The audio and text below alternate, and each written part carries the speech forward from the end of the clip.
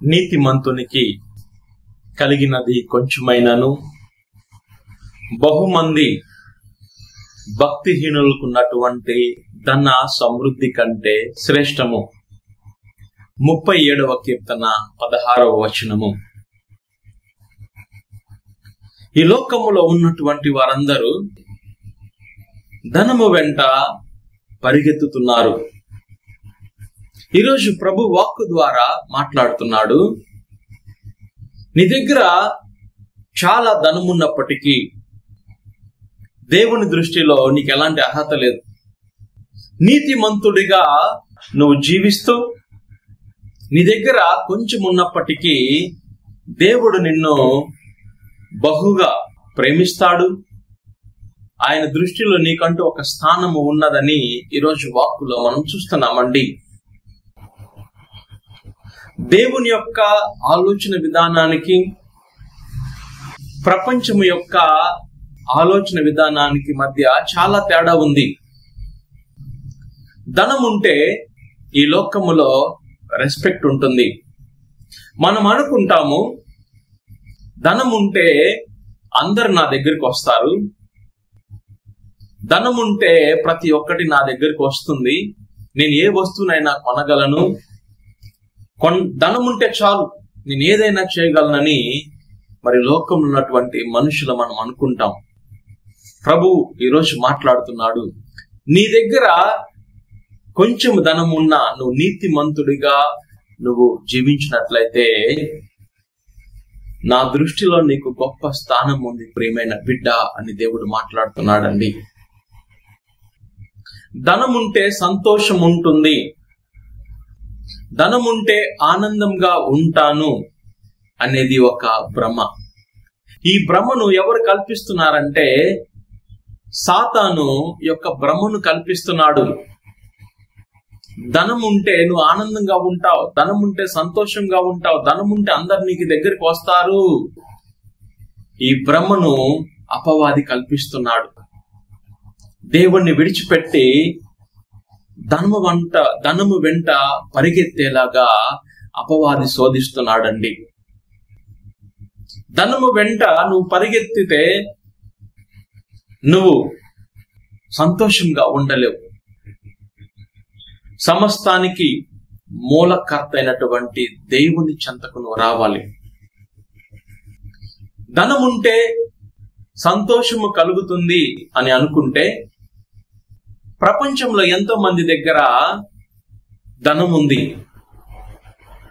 ధనవంతులందరూ సంతోషంగా లేరండి. గుర్తించుకోండి, ధనం ఉంటే ఆనందము కలుగుతుంది అనేది వాస్తవం అయితే అందరూ ధనవంతులు సంతోషంగా ఉండాలి. చాలా మంది ధనవంతులకు మనశ్శాంతి లేదు. వారు నిద్ర కూడా సరిగా పోలేరు. కేవలము మనశ్శాంతి, ఆనందము సృష్టికర్త అయినటువంటి దేవుని నుండే మనకు వస్తాయండి. సమస్తానికి మూలమైనటువంటి దేవుణ్ణి మనము వెతకాలి. ఆయన దగ్గర లేనటువంటిది ఏది కూడా లేదు. నీకు కావలసినటువంటి ఐశ్వర్యం దేవుని చెంత ఉంది, నీకు కావలసినటువంటి మంచి ఆరోగ్యము దేవుని చెంత ఉంది, నీకు కావలసిన ప్రతి ఒక్కటి దేవుని చెంత నీకు లభిస్తుందండి.